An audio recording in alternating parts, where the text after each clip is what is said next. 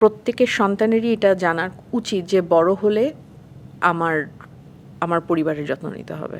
অনেক internationally অ্যাক্লেইমড project আপনি হাতছাড়া করেছেন নির্দ্বিধায়, এবং আপনার কোনো আফসোসও নেই, কারণ আপনি বাবা মার জন্য সেটি করেছেন।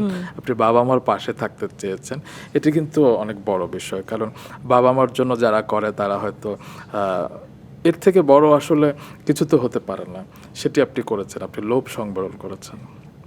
আমার মনে হয় বাবা মার জন্য আসলে সবাই করার চেষ্টা করে, হয়তো সবাইকে আল্লাহ ওই তৌফিকটা দেন না।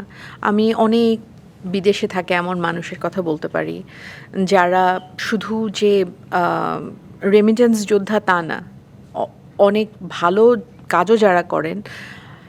একটা প্রফেশনে থাকলে তো ইচ্ছা করলেই ছেড়ে চলে আসা যায় না। এটা শুধু স্যাক্রিফাইসের কথা বললে তো হবে না, বিকজ প্রত্যেকটা উপার্জনক্ষম মানুষের উপরই আসলে তার পরিবার, তার সমাজ কোনো না কোনোভাবে নির্ভরশীল। আমার মনে হয় যে আমি যেটা করেছি এটা খুবই সাধারণ কাজ করেছি। আমি আমার ছেলেমেয়েদের কাছ থেকে এক্স্যাক্টলি এটা এক্সপেক্ট করি।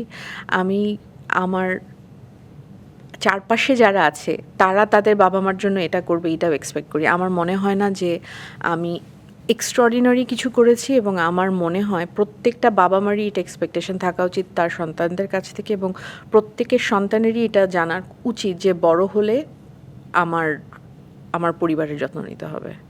এটা আমার কাছে এতটাই সহজ সরল একটা ব্যাপার। ঠিক তাই, সেটাই আসলে হওয়া উচিত। জি।